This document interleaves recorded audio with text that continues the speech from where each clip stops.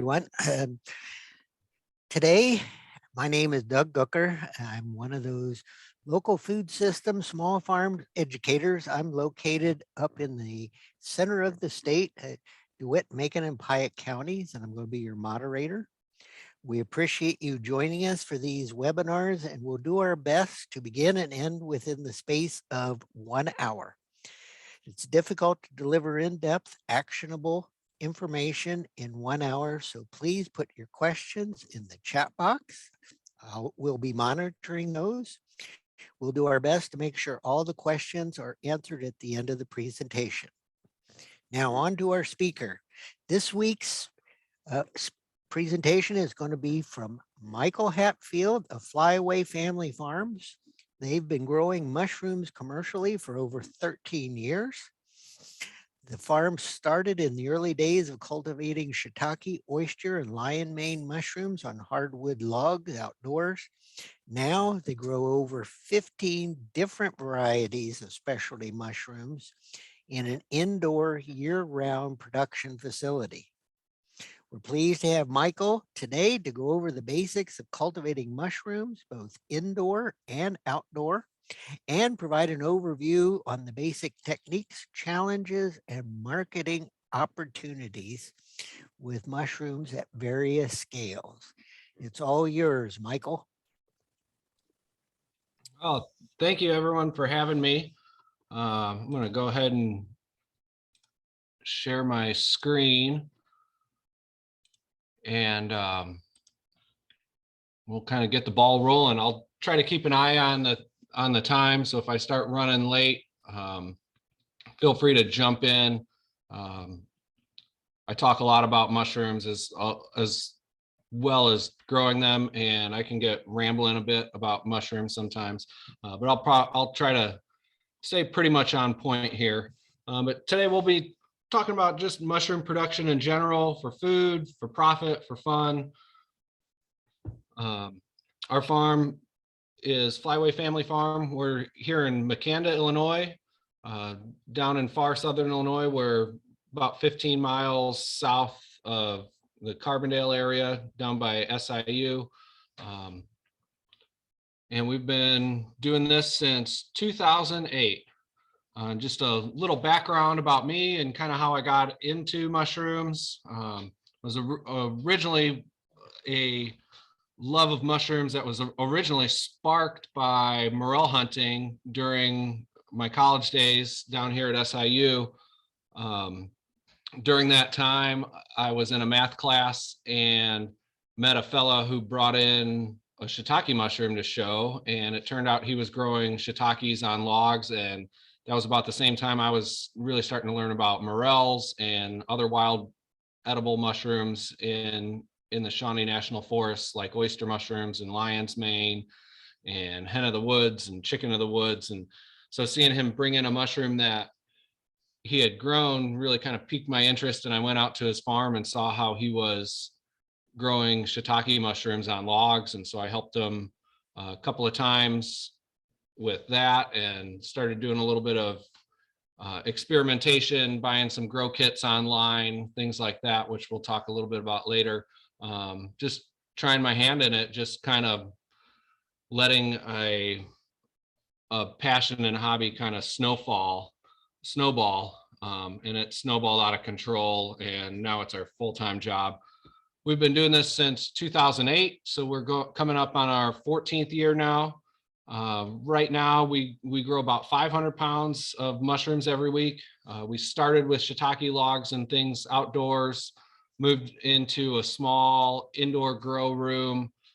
That led into a bigger indoor grow room, which then led into the building we are growing in now, which was an outbuilding, basically a large garage workshop area that was on our farm that I converted over to meet the needs of the mushrooms. And we grow all sorts of things. We do about 8 different varieties of oyster mushrooms throughout the year: shiitake, lion's mane, chestnut, black king, king trumpet, maitake, beech, pio pino, namiko, bear's head, comb's tooth, a wide variety of wood-loving mushrooms. Right now, construction has been slow, just like everything these days seems to be having delay issues.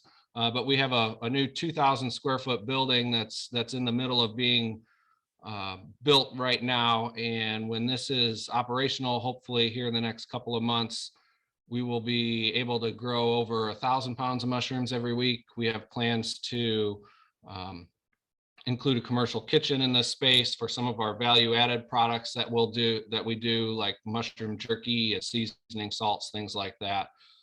So I've been doing this for a while. There's a lot more information out nowadays on the internet. When I first started, there was really nothing. There was a handful of YouTube videos and a few old books on things, but it was really hard to find information. It was mostly screwing things up and learning what does not work in order to get things going.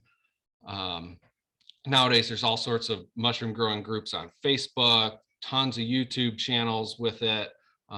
There's a ton of good information, a ton of okay information, and a ton of downright bad information, and it can be hard to sift through nowadays. But that's kind of what hopefully I can help you with, at least get you on the right course here. Just kind of starting with some basic terms. If you're not familiar with mushrooms or mushroom growing, a few of these things will be talked about as we go through today, and it helps if we know what we're talking about. First being mycelium, and that is basically just the vegetative part of the fungus. That's what's growing inside logs. That's what's growing in the soil, in compost. And it looks like most of the time like a white root structure. It's threads of hyphae, and that is actually the bulk of the organism itself. The mushroom is just the fruiting body. Its sole purpose is to grow up into the environment, to release spores, to propagate itself. Substrate is any sort of growing medium that we would be growing mushrooms on. It's the food source. So fungi are not plants, they're not vegetables, they're in their own kingdom. They do not use sunlight to photosynthesize and create food. They are digesting their food source. They actually go through a process called extracellular digestion, which basically means they excrete enzymes into the substrate that they're growing in, and those enzymes break their food source down into the components that they need, and then they reabsorb them on the cellular level. And so substrate can be anything from hardwood logs, sawdust, straw, compost. Some things like oyster mushrooms will grow on basically anything that's carbon based. They'll grow on corn stalks, they'll grow on corn cobs, they'll grow on denim jeans, human hair, soy hulls, cottonseed hulls, just anything.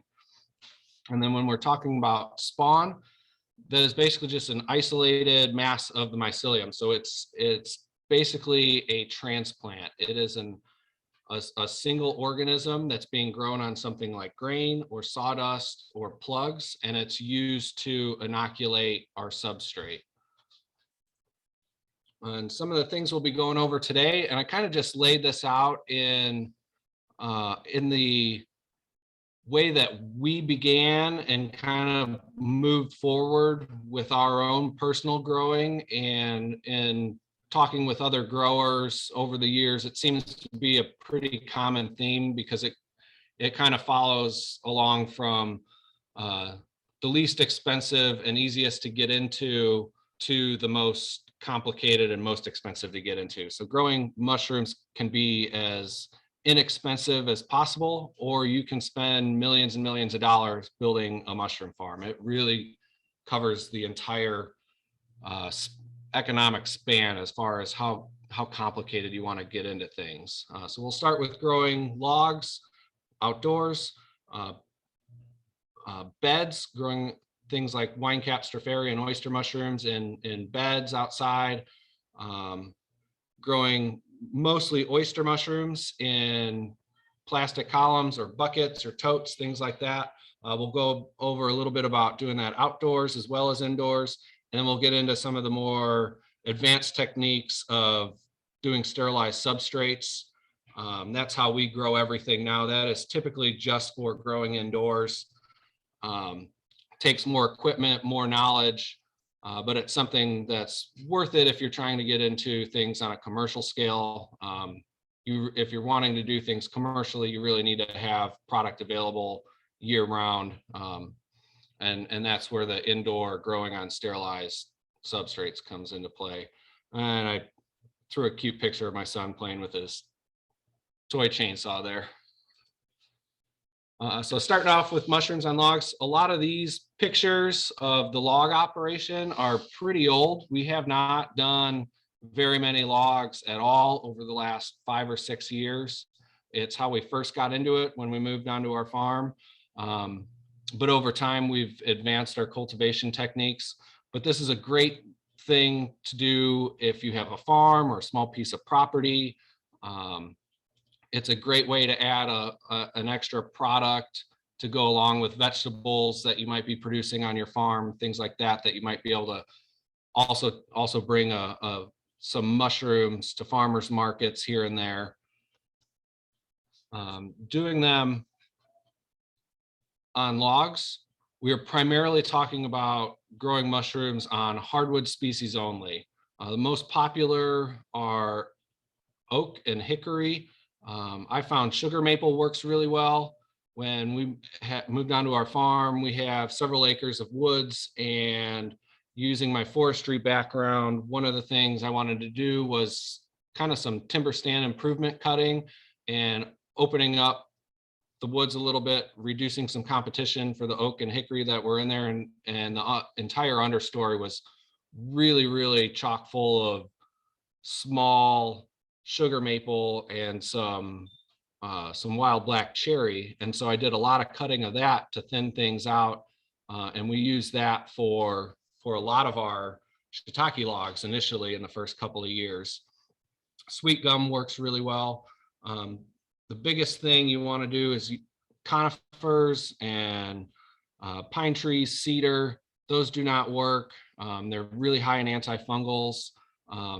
For that reason, you typically want to stay away from black walnut. It has a lot of antifungal compounds in it, including, oh gosh, I'm blanking on it. Tannins, there we go.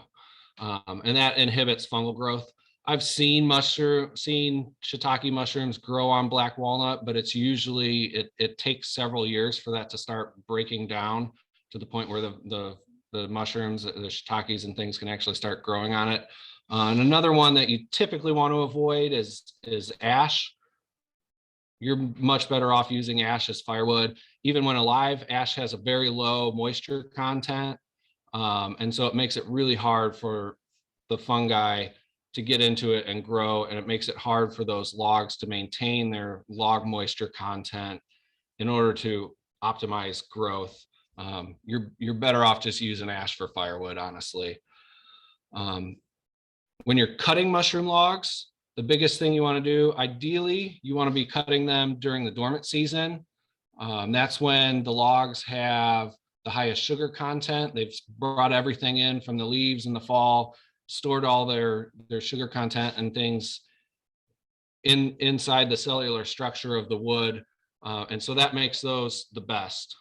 We've used logs from other times of the year, and they do work. But if you're going to be trying to start a log operation, ideally it is best to cut during the dormant season. You're going through a lot of work to cut and haul these logs, drill holes in them, inoculate them. So it's best to do it.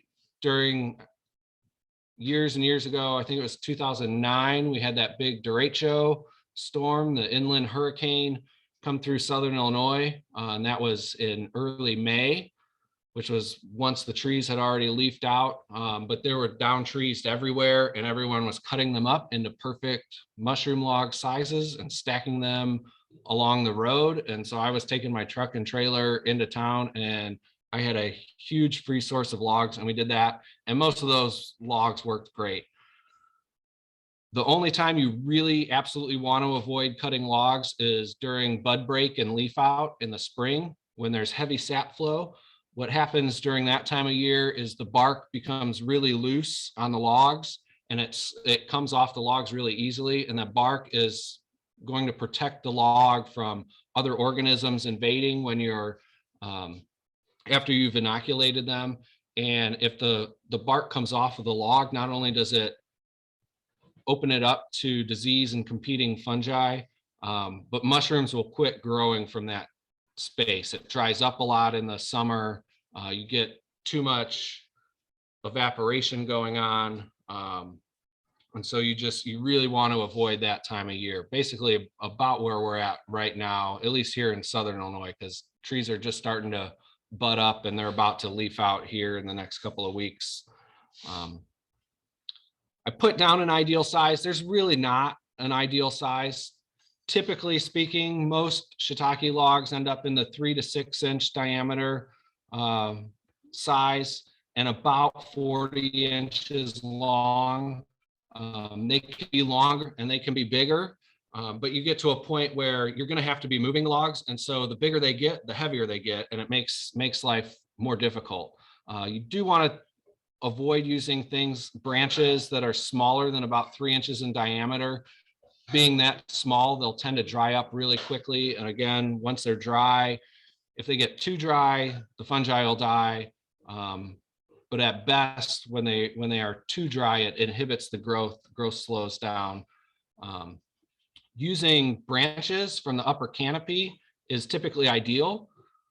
All the fungi we're talking about today, all the different species, and most of the edible species we're looking at, they're primarily digesting and eating the sapwood. If you're using trunks of trees, you have a lot of that dark heartwood inside the log, which is not conducive. The fungi you want to be growing will not grow on that. So you just have a ton of extra dead weight in there.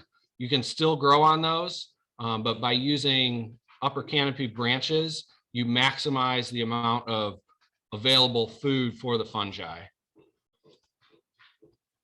When we're dealing with logs, we have a couple of different ways that we can go about inoculating them. The two main ones are plug spawn and sawdust spawn. So plug spawn is made out, it's called that because it's just little pieces of dowel rod. They're made for different purposes, but nowadays they're made also specifically for using as spawn. It's typically made out of birch wood. It's nice, soft, it hydrates really well. And they have grooves in them, whether it's spiral cut or straight fluted like this. That helps when you're hammering or tapping or pushing these plugs into the holes you've drilled in the logs. It helps maintain some of the mycelium, which is the white stuff that's covering the plugs. It's also growing into them, but it helps keep it all from just pushing off as you're tapping it into the holes.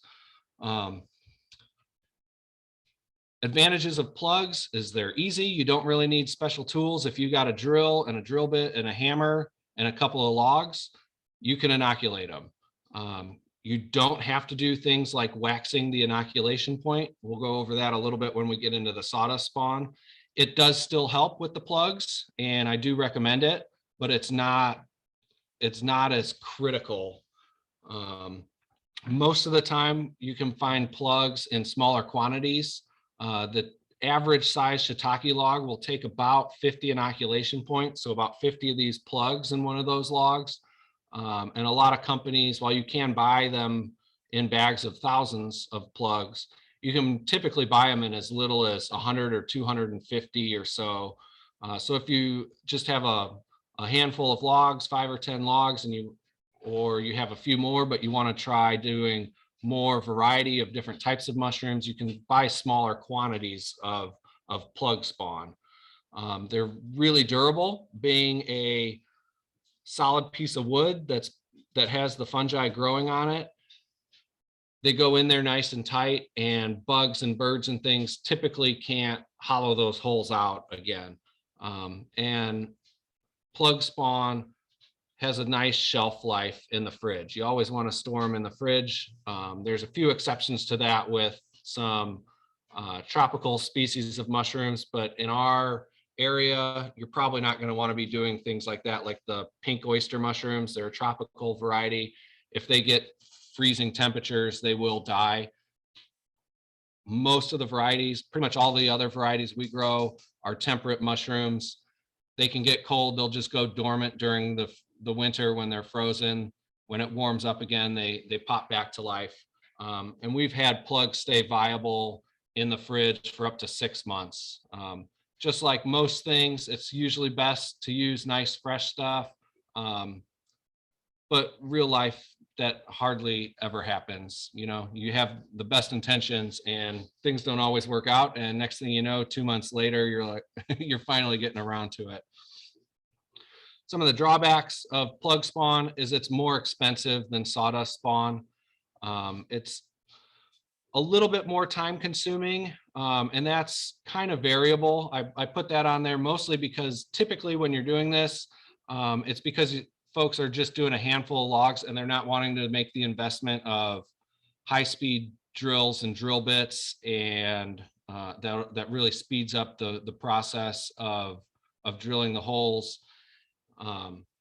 But you can certainly do that, and in that case, it's probably even faster than inoculating with sawdust spawn. Drilling the holes and waxing is really the most time-consuming part, and it has a little bit slower takeoff rate once you inoculate the logs. That is not a huge downside. We might be talking about just a couple of weeks difference, and with many of these species, say shiitake, you're looking at 6 to 12 months before you get mushrooms anyway. So what's a couple of weeks? Sawdust spawn is a little bit different. It's just sawdust that has been hydrated and inoculated. It's loose in a bag typically, and it's much less expensive. Typically a 6 pound, usually they're sold in about either 6 to 10 pound bags, and a 6 pound bag of sawdust spawn can do upwards of 40 or 50 logs. And a 6 pound bag will usually run you about the cost of about 500 plugs or so. Prices vary depending on companies. So you can get a lot more logs made using sawdust spawn. It's a pretty quick process. Usually if you're doing this, you've gotten some of these inoculating tools that you can see here, and all that does is you jam it into the sawdust. It fills up the tip here, and it has a little plunger inside of it, and you put it into the hole and hit that plunger, and it pushes a little plug of that sawdust down into the holes. And like I was saying with the plugs, the sawdust being looser, it tends to take off and expands out of the sawdust a little bit quicker and start growing into the trees a little bit quicker. The downside to the plugs, you absolutely have to wax them. If you don't wax them, the sawdust will dry up really quick, and it'll often die before it has a chance to grow into the logs. If you don't wax it well, and even if you do wax it well, there's a higher risk of insects, different sorts of animals, particularly woodpeckers will come in and hollow out those inoculation points. So you run a little more risk of losing some of those holes or even entire logs. And the sawdust will have a little bit shorter shelf life. Typically the plugs will be good for an extra month or two beyond the sawdust. But again, just like the plugs, it's best to use them fresh. The process for doing this is typically pretty simple. You're going to be drilling holes in the log. In this picture here, you can see we have an angle grinder, and it has an adapter for a high-speed drill bit. And this allows you to drill holes in about a half a second. Typically, the holes you're drilling for plug spawn are a little bit bigger than the plugs. Some companies will sell bigger plugs, smaller plugs, but typically the plugs are either 1/4 to 3/8 of an inch. Where I believe the holes for the sawdust spawn is 5/8 of an inch. Don't quote me on that. Basically what we're trying to do is get nice even coverage over the log. So along the length of the log, if you think about the way the vascular tissue is moving within the log, it's moving along the length of the log. And so we can put those holes a little bit further apart lengthwise. So we are typically doing those about every 4 to 6 inches in a row along the log. And then we offset about 2 or 3 inches and do another row. It's more difficult for the fungi to grow across the grain, across the vascular tissue of the log. And so that's why we put the rows a little closer, and then we do it in a diamond pattern, and that just helps get the fastest, best coverage of inoculation points on the log while using the least amount of spawn. You can kind of see again here where the holes have been drilled. This is a log cultivation workshop that we had done. We've done several of them on our logs. Usually if you're doing more than just a couple of logs, it helps to get some friends out, offer to buy them a few drinks or cook them some food or throw something on the smoker for them when they're done. Makes things go a lot quicker.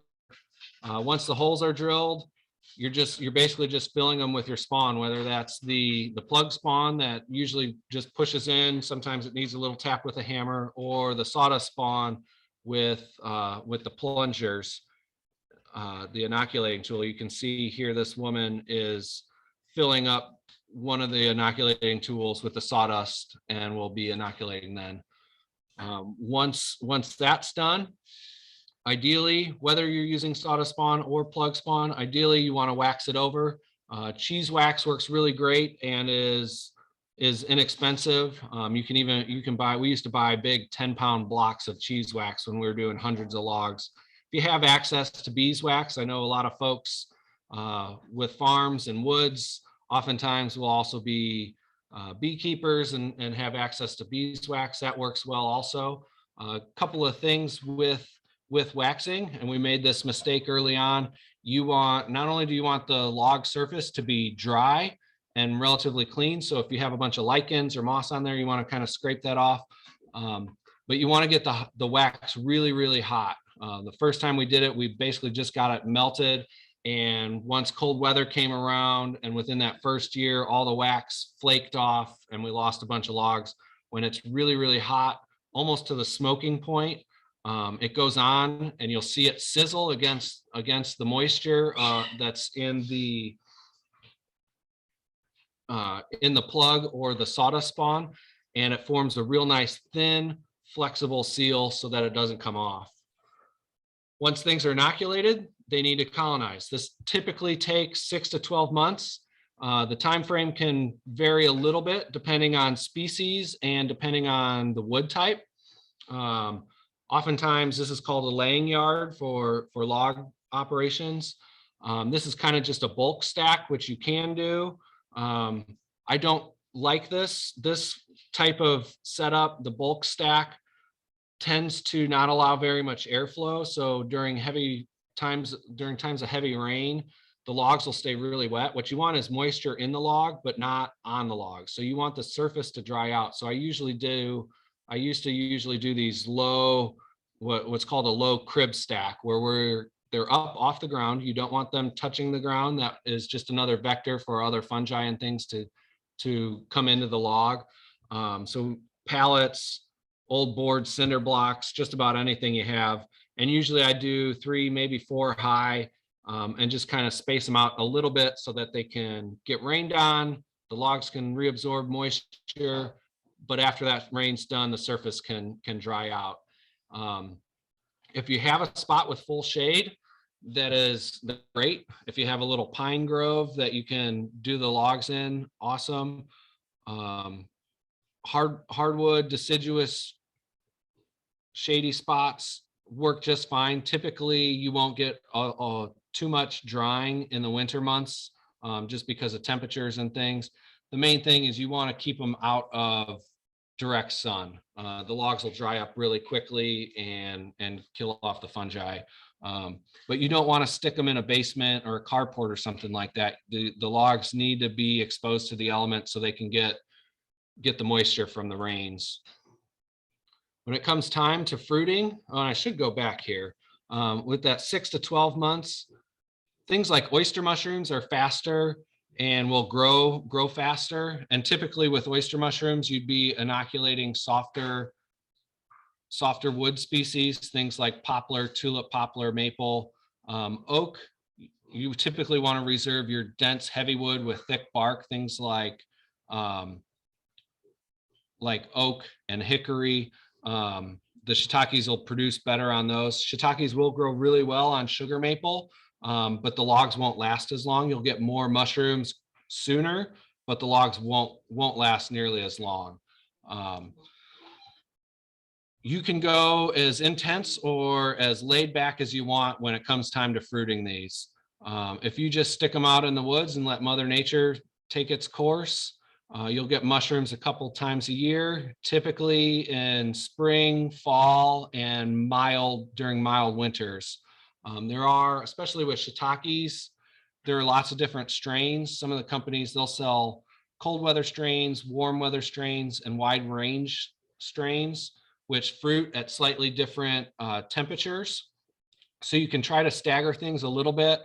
One thing I noticed years ago, we did just about every variety of shiitake from a company called Field and Forest over those different types of strains. And some did fruit a little bit more at different times. But during the peak season, pretty much every single one of those varieties fruited, whether it was a cold weather strain, a warm weather strain, or a wide range strain. It didn't seem to matter. When conditions were good and temperatures were fluctuating and above freezing and we had nice heavy rains, they all went crazy. By doing it this way, you get fewer mushrooms every year, but those logs will typically last longer. We have some shiitake logs that are on year 10 right now, and they're not producing very much, but we are still getting mushrooms off of them right now. So they'll last a while. Another method is force fruiting. This is where you are soaking the logs for about 24 hours in cold water. What that does is it displaces all of the oxygen and air inside the log. It's saturating the log and it's cooling it down. And that is 3 of the big triggers for the mushrooms to fruit. They fruit based off of temperature, moisture, and oxygen availability. In order to do this, you need to wait that full year and let them get fully colonized. If you try to force fruit them before they're ready and fully colonized, you end up, what happens is the organism becomes depleted and weaker, and you have much more loss in your mushroom logs to competing fungi. So basically you're soaking the logs for 24 hours, you let them drain, and then you restack them for fruiting. There are companies that sell what they call fruiting blankets. It's basically like it's basically just a heavy duty shade cloth or heavy duty row cover that you can lay over the logs. It still allows airflow, but you can hose that off and it'll help maintain a little microclimate by the logs. Most of the time, that's typically just a summer type situation. And the biggest thing is after you've force fruited them, the logs need to sit and rest for at least 8 to 10 weeks, if not longer, in between force fruiting cycles. They need time to recover, regrow, absorb more nutrition from the log. If you fruit them too quickly after that you've already forced them, you're going to drastically reduce the lifespan of your log. I did not know this the first year we tried force fruiting, and I was just doing them every week or two, and it worked great the first 2 times. By the 3rd time, they weren't fruiting, and by the end of the year, just about every one of those logs was dead. So learn from me, rest your logs. Typically when people are doing force fruiting, they'll do just 1/10 or so of their logs. So that way you can do a handful of your logs every week to kind of stagger your fruiting cycles with and get some consistency. Sometimes a year it will still work better than others. But we used to do that where, say you have 1,000 logs that are in production, each week you would do maybe 100 of them, and you just move down the line. By the time you're done doing that with all of them, you can restart. The first batch you did has had the 9 or 10 weeks to rest. When we fruit the logs, I like to, usually what we had done was we put T-posts in the ground and either ran baling wire, or a lot of times we even lashed some bamboo up between the T-posts, and that way you can stand the logs up on end, kind of making an A type shape down the row. What this does is it just opens up more surface area and makes the mushrooms easier to pick. When they're trying to fruit, they don't care how they're sitting. You could have them stacked like a log cabin. You could have them laying on the ground. They'll fruit no matter what. I like this because it gets most of the log up off the ground. When the mushrooms try to grow near the ground, they're going to grow through sticks and leaves and be dirty and muddy. I found the log cabin style for fruiting to be a bit of a pain in the butt, because then you were trying to reach around a big stack of logs to get to mushrooms in the middle. Personally, we found this method to work the best. So moving on to outdoor beds, this was kind of the next thing we moved on to after logs. You can see some oyster mushrooms growing here near some, I think this is horseradish we have in the garden.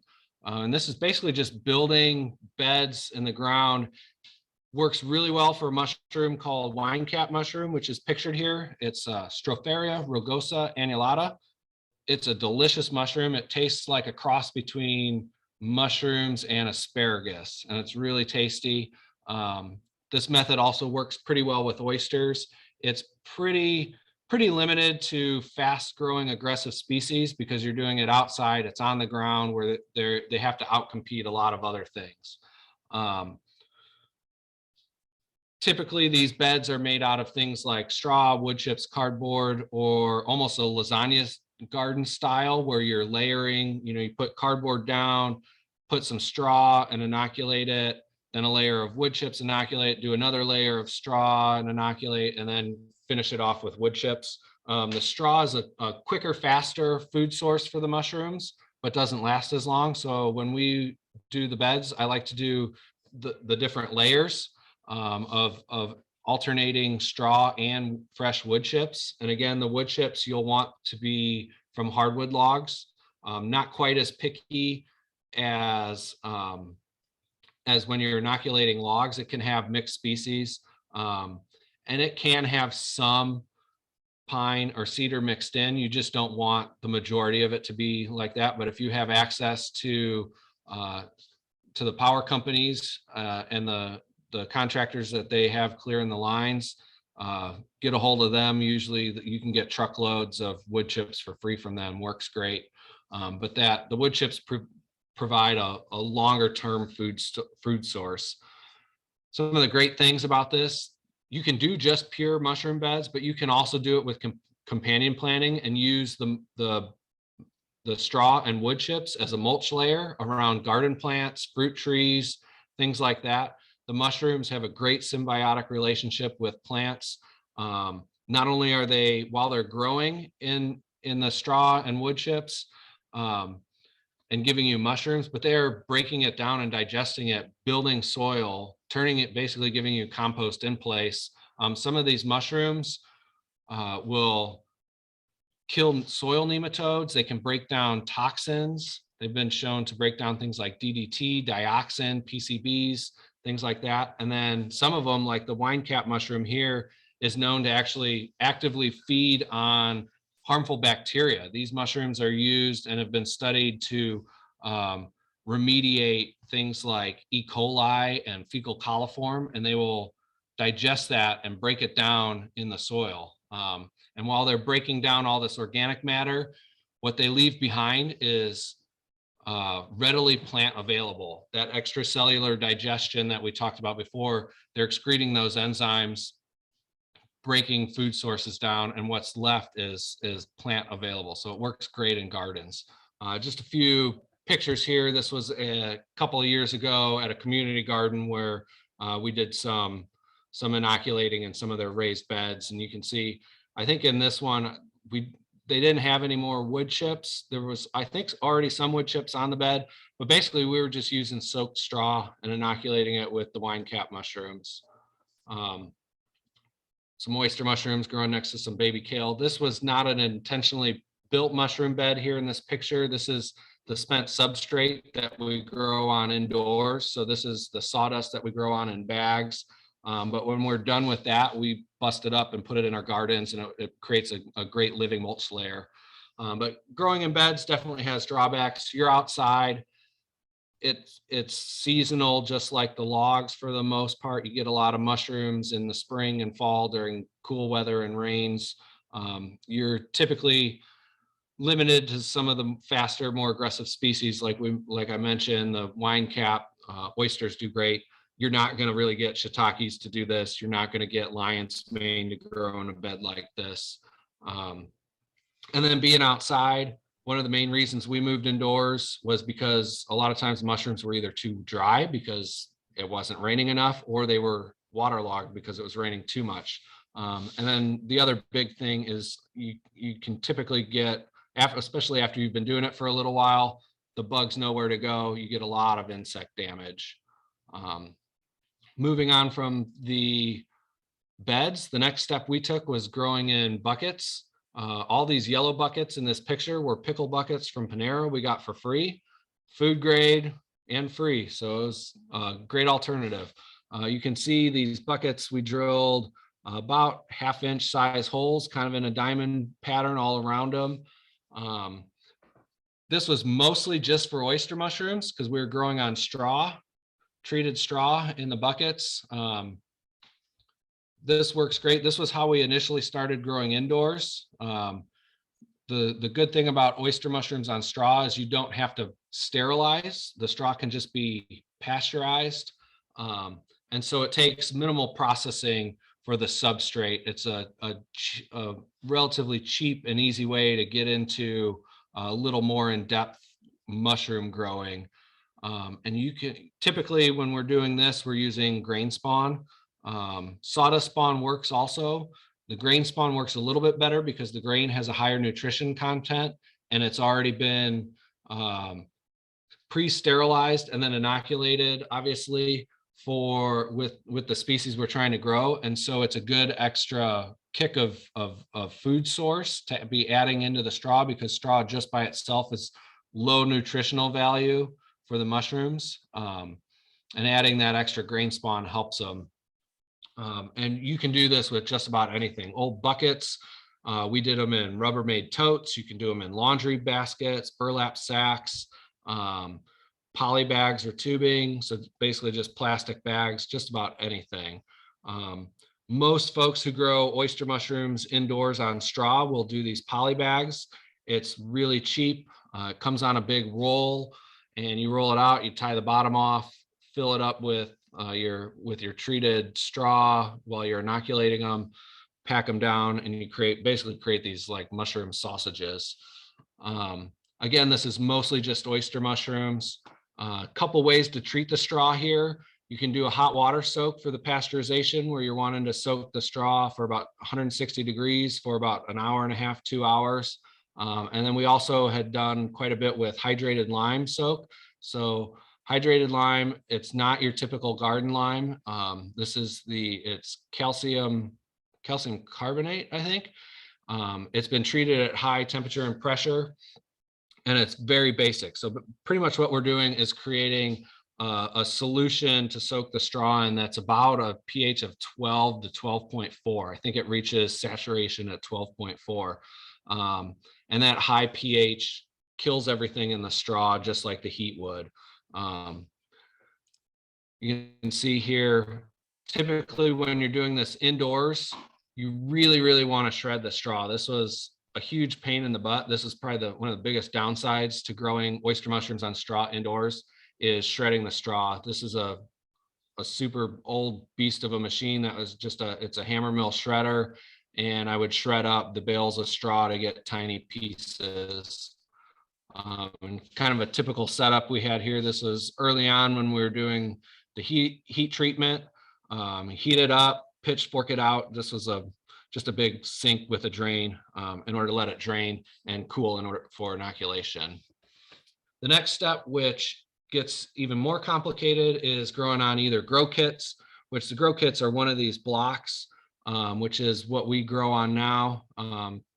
Typically, they're called grow kits for consumers, but these are just production blocks. So these are made out of sterilized sawdust mixes. Some of the great things about growing on purchased products like this is they come fully colonized, all the hard work's been done, and they're ready to fruit. Basically, when you get it, you can cut the bag open and grow mushrooms. So you don't need a space for sterile work. You don't need any of that pasteurizing or sterilization equipment. Most of these are available year round.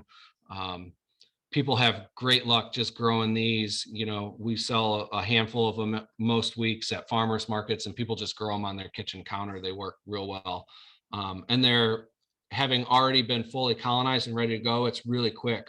You can have a mushroom like this clump of oyster mushrooms in as little as 2 weeks. And they don't take up space since you're not doing the majority of the growing and they're coming to you fully grown. All you need is a space to fruit them in. Downsides to buying grow kits or the fruiting blocks is they're expensive. You're paying for that convenience. And so if you're trying to grow mushrooms for profit, it really eats up your profit margins, especially if you're trying to sell wholesale. I do know some growers in other parts of the country who only buy in all their blocks, but they're getting premium prices at farmers markets. And so, you know, typically our prices at farmers markets are about $15 a pound for some of our species. Some of these growers in other parts of the countries and bigger cities, they're getting $20 or $25 or more a pound. My experience is that price point just doesn't fly in the Midwest and in Illinois, especially not where we sell in Southern and Central Illinois. These are heavy blocks. Many of them are anywhere from 6 to 12 pounds for one of those fruiting blocks or grow kits. So they get expensive to ship. And then you have to deal with things like heat and cold stress during shipping. One main thing is there's been an influx of Chinese imports with these lately. If they're being imported from China, you don't actually know what they're growing on. They could be, for all we know, they could be growing, the sawdust they're using is construction debris. There's been tests done that show high levels of heavy metals in some of these Chinese imports. So you want to, if you can, get USA made, know where they're coming from. There's growers all over the country that sell these. Yeah. In order to grow inside, you have to be really, really clean. If you're going to go down the road of making these bags yourself, you need dedicated lab space. You need sterile work. You need a way to sterilize. This is a picture of me in the lab. It's a biological clean room. It gets a little more in depth at that point. So kind of the basic process. I know we're running short. I'll try to go over this pretty quickly. But basically, you're preparing your substrate. You're mixing up your sawdust. Sawdust is typically supplemented with things like soy hulls or rice bran, gives a little more nutrition. You can do it in a tote with a shovel and a cement mixer. This is a custom bagging unit that we have. It feeds in sawdust pellets and soy hull pellets and water all at once. So with one pneumatic foot pedal, it dumps the right portions into the bags. Once the bags are filled, they need to be sterilized. This can be done in autoclaves. This is a picture of one of our stainless steel atmospheric steamers. So I have a boiler that pumps steam into this unit. It's a 4x4 block basically, and this holds about 120 of these 12-pound bags. And they steam. The entire process takes a little over 24 hours. Once they're steamed and cool, you go into the lab. Again, here you're needing to work in aseptic conditions. First fungus into these bags win. So we work in front of a laminar flow hood, basically in front of a HEPA filter that's blowing sterile air, inoculated with grain spawn. Once these bags have been inoculated with grain spawn, They get sealed with an impulse sealer to close them up. And you can see these bags here have special filter patches that allow airflow once the bags are sealed up, but filter out anything. Most of these are half a micron, so they're going to keep everything out, but allow the fungus to continue respiration. And then they get mixed up. And then they go into a colonization room for their spawn run. Basically, this room just needs consistent temperature, 60, 65 degrees and airflow. The bags, while they're growing, will create heat, thermogenesis. So you need space and airflow to keep them from overheating. And depending on the species, this process takes anywhere from 2 weeks to 16 weeks. Oysters and things are fast. Shiitake are slow. From there, they go into the fruiting room. Very, very different depending on which varieties you're growing, as far as if the mushrooms are, if the bags are being cut open or if they're being totally stripped off that block. Typically cool and humid with lots of airflow. The biggest thing with growing indoors like this is these mushrooms are consuming oxygen and exhaling carbon dioxide. When you have a room full of mushrooms like this, the CO2 levels can get so high that the mushrooms start growing really deformed and not correctly. And so in our grow room, when we have shelves and shelves packed like this, we have fans, intake and exhaust fans, that completely exchange the volume of air in that room about every 6 minutes. And so maintaining the proper temperature and humidity while you're moving that much air becomes one of the bigger issues. I'll kind of try to wrap that up so we, at this point, so we can kind of get into some of our questions if we have them. I'll stop sharing here. Yeah. Yes, you have quite a few questions. Quite a few questions, Michael.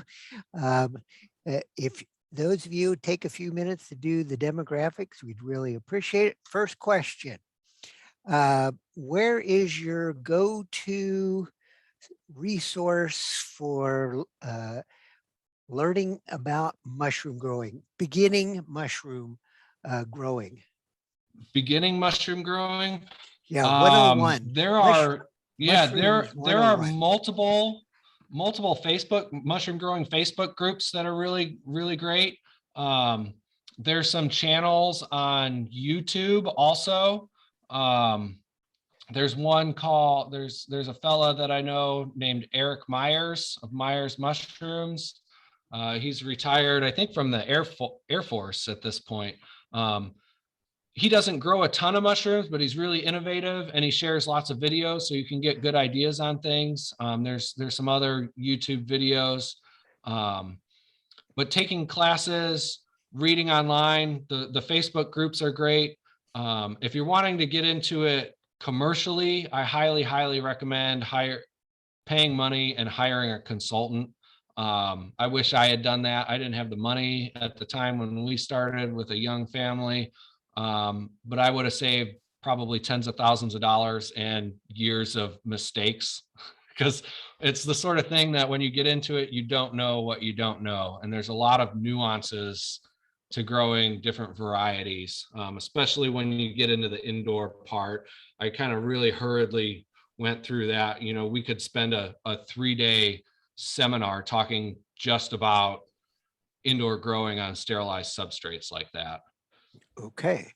Now, there were a lot of questions. You mentioned the preferred hardwoods to grow on. There were lots of questions about why are softwoods such as elm and mulberry not used for as a substrate? So elm can be used. It's typically not recommended. We've grown mushrooms on elm. I've never tried mulberry. The issue you run into with some of the softer hardwoods is they break down so fast. And so you're going through all this work and inoculating logs, and you might get one tiny little crop of mushrooms out of it before that log is just so completely broken down and into the process of decomposition that you don't get much more mushrooms. The other Okay. thing is typically thicker barked woods like oak and hickory will last longer because that bark is protective. Um, Ah, okay. So yeah. that would be the reason why you didn't mention, say, pecan and black locust. Black locust is another one that I think can work, but it's another one kind of like walnut, where if I'm not mistaken, it has high Yes. terpenes or not terpenes, It's resist. tannins. Right. Yeah. Yeah, It's very rot resistant. Yeah. right. It's rot resistant. And ash, would you repeat once again why you don't like to use ash? The ash, we had tried it and we did get some mushrooms. The thing with ash is, I'm thinking back from reading about it almost probably a decade ago, but if I'm not mistaken, one of the things that makes it good for firewood is its low moisture content. I think even while it's alive, the wood moisture content is only in the 40s, maybe 45%, whereas some of these other tree species will be mid 60s, getting close to 70% moisture. So even when you're cutting it fresh, the moisture content is just above kind of the minimum threshold of moisture that you need in the log. Typically, you want moisture content between about 40 and 60% in the log in order for the fungi to thrive. Okay. Now then, there was a question when you were talking about sawdust spawn. Is that made from any particular type of wood? That is most often it's always hardwoods, and most often most of the folks who will sell sawdust spawn, it's usually oak or a mixture with mostly oak in it. It tends to work really well for sawdust spawn. Okay. Um, you mentioned this, but somebody still had a question about the best way to keep a log moist in the absence of rain. You mentioned the blanket. Are there other ways? The blanket, and so in order to just keep the log wet, in order to keep the fungi growing, the biggest thing is the shade.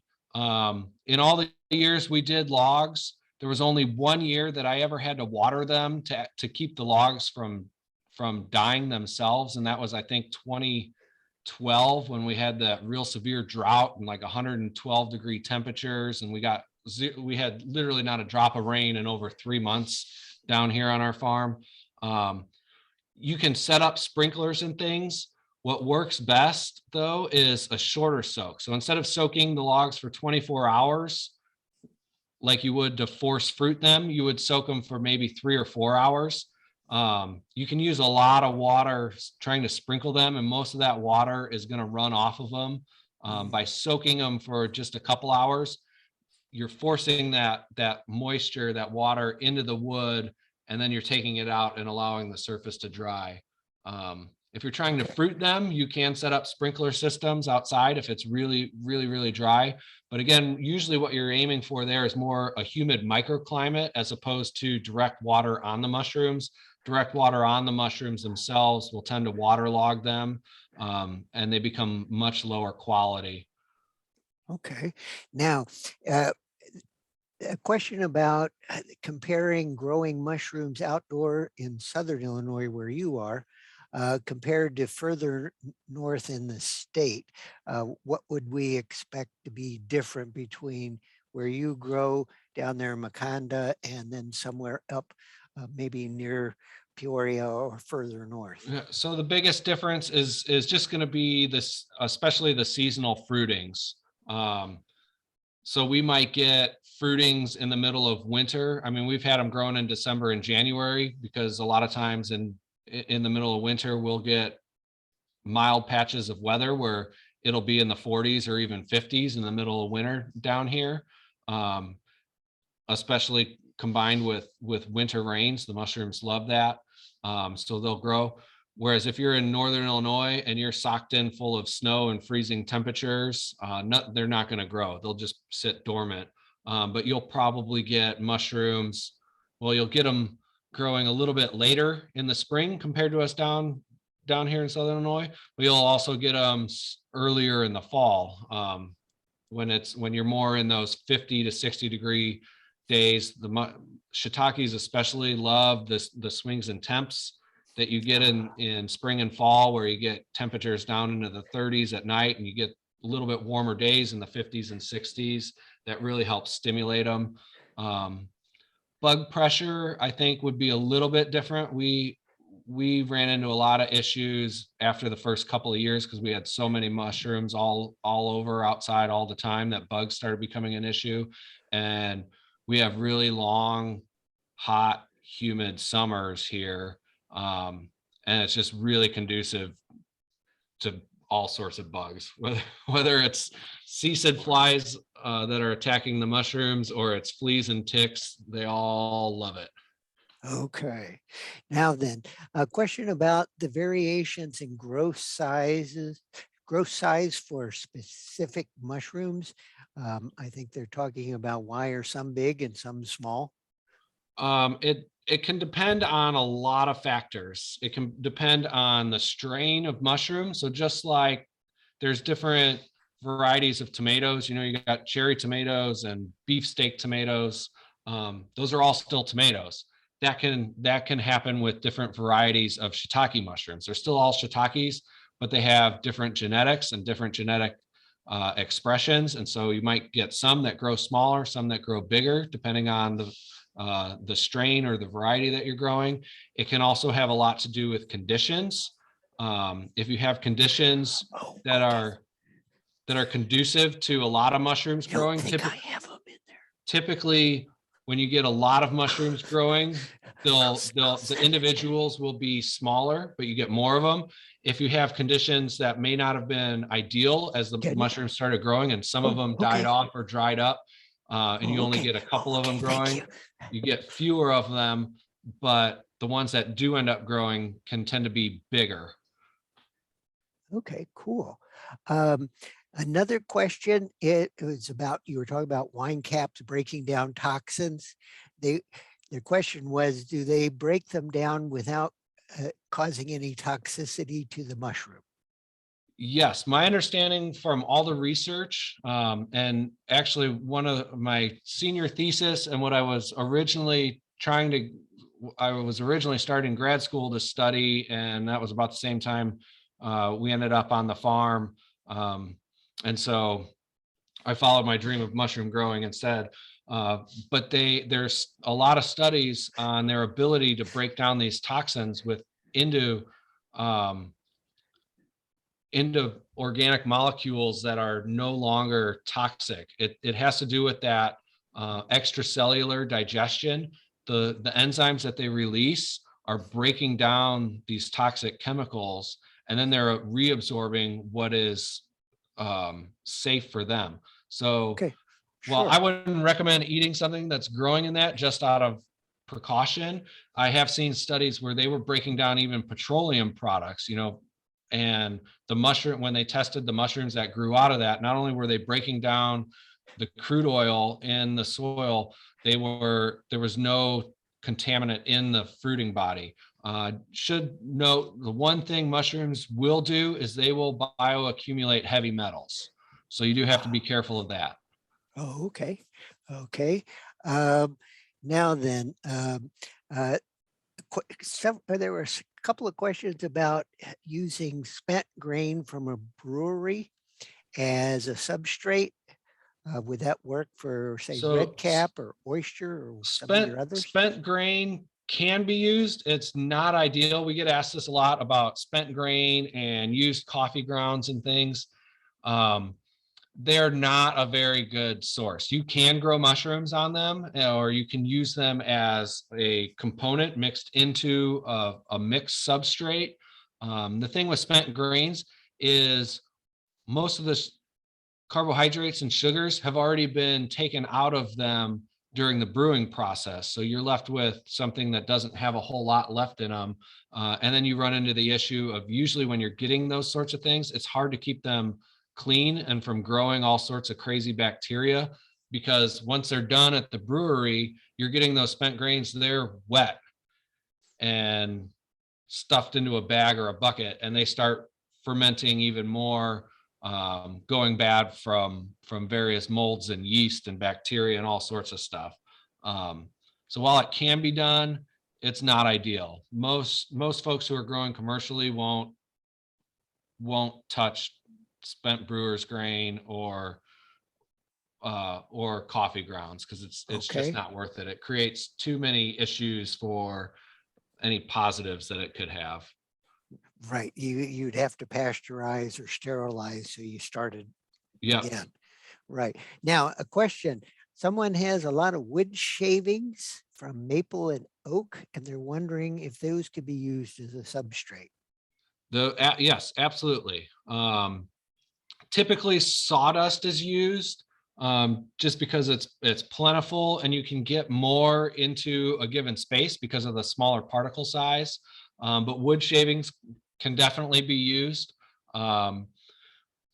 With that, you'd want to be using a grain spawn, and probably a lot of it, unless you are sterilizing the sawdust. So for the most part, when you're growing on sawdust, you typically are wanting to fully sterilize the substrate. It's a slower growth medium, and it's more prone to contamination as opposed to straw. And But when yeah, you can absolutely use it. I mean, you could even mix it in with shredded up straw or other sawdust. There's a lot of things you can do just to kind of play with it. okay, and you talk about straw. Uh, can any type of straw be used, whether it be wheat, barley, say switchgrass, or does it need to be a certain type of straw? My understanding is most straws will work. I always used wheat straw because that's what we had available here. I knew a grower in California, and they primarily only grew on rice straw because they were near Sacramento, and they could easily get rice straw. I think barley straw would work well. I don't know about switchgrass straw. The big thing is you don't want to be using hay. So the straw is just the fully dried stem of Right. the grain plant. And so it's really low in nutritional value. It's why it works well in these outdoor settings, and why it works well for just pasteurization for oysters, because it has low available food to most possible contaminants, but the oyster mushrooms can use it because they're so aggressive. And so a lot of times with straw, you can do a simple soak without even pasteurizing it. And if you do a pretty heavy inoculation using a lot of spawn, the oyster mushrooms will grow faster than any sort of mold or yeast or anything that's going to grow on it. If you soak a straw bale, it takes a little while for it to get gross. Whereas if you soak some of these other substrates, they start smelling fermented and gross and as little as 6 hours if it's in the middle of the summer. Oh my, okay. And I think that'll kind of wrap us up, as Grant has already put in. He's put your website address in there in case people would want to contact you with more questions. And Michael, this has been most interesting. And we really appreciate your time and your willingness to do this. Oh, absolutely. Thank you for having me.